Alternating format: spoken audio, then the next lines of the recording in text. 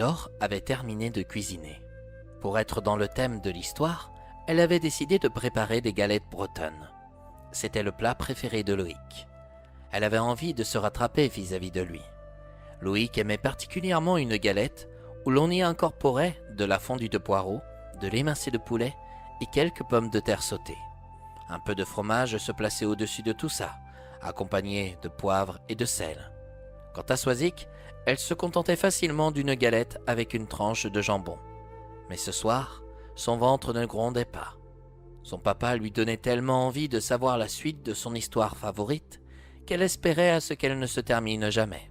« Je suis désolée, mais vous allez devoir vous mettre à table, » implora Laure. « Je n'ai pas faim, maman. »« Tu n'as peut-être pas faim, mais il reste important de dîner. De toute manière, il est l'heure de s'arrêter, » approuva Loïc. « Oh non, s'il te plaît, papa, dis-moi comment est le village des nains. » Soisic, on t'a reprise de nombreuses fois sur la manière de poser une question, observa Laure. Et puis, toutes les bonnes choses ont une fin. La petite fille regarda son père avec tristesse. Dans ses yeux, elle comprit qu'il n'en dirait pas plus. Du coup, elle baissa sa tête, ferma les yeux et croisa ses bras pour bouder. « Tes caprices ne serviront à rien, » informa Loïc. « Ton histoire est nulle, car elle se termine mal, » lâcha-t-elle. « En plus, Justicia ne veut toujours pas. »« Pour commencer, l'histoire n'est pas terminée, » répondit Loïc. « Et ne t'inquiète pas, Justicia finira bien par voler. Une héroïne va toujours au bout de ses objectifs, non ?» Soisic était décidée. Elle ne voulait pas répondre. Loïc lui ordonna de s'installer à table. Rien n'y faisait. Au lieu de rentrer dans une colère noire, il fit comme elle, il l'ignora. Quand elle verra que je ne rentrerai pas dans son jeu, elle finira bien par revenir près de moi ou de sa mère, pensa-t-il. Avant de dîner, Loïc alla vers Laure pour l'enlacer. Il la remercia pour ce qu'elle avait cuisiné. « J'ai envie de me rattraper, » dit-elle. « On s'est un peu éloigné ces derniers temps. »« Oui, c'est vrai. Comptes-tu toujours écrire l'histoire de Justicia sur ton ordinateur ?»« Bien sûr. Ce matin, j'ai commencé à écrire les premiers chapitres, » révéla-t-il. « De toute façon, je n'ai pas le choix.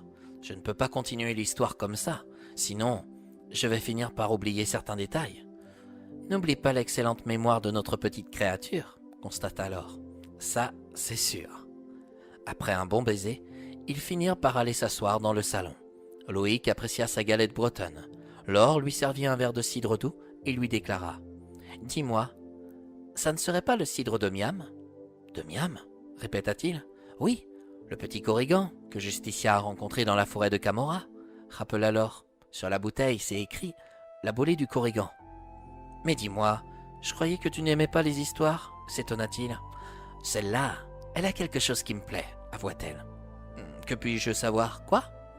Tu sais, j'adore regarder des films fantastiques où l'on intègre aussi pas mal de magie. Et quand tu as parlé de Dirham, ça m'a fait un peu penser au Seigneur des Anneaux avec Frodo. Sauf que là, l'histoire n'a rien à voir avec celle-ci, remarqua le jeune papa. Et ce n'est pas du fantastique, mais de la fantaisie. C'est quoi le Seigneur des Anneaux ? Intervint Soisic. Tiens, te revoilà, observa Loïc. C'est un livre qui comporte plus de 1500 pages. Ou une adaptation cinématographique de plus de 9 heures, si mes souvenirs sont bons, ajouta Laure. Pourquoi vous êtes si compliqué ? Demanda l'enfant. Comment ça ? Rétorqua sa maman.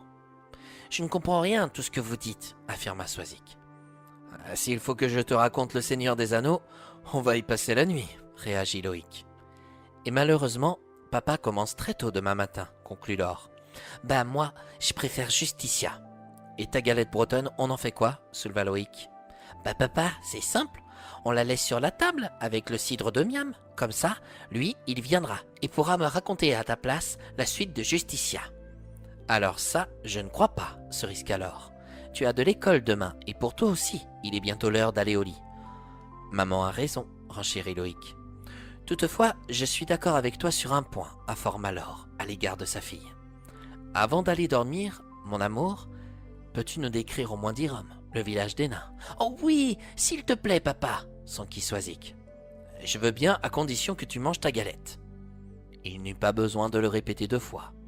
Soisic se précipita sur sa chaise et tout en savourant sa galette bretonne, écouta son papa décrire le village de Dirham. La suite promettait d'être belle.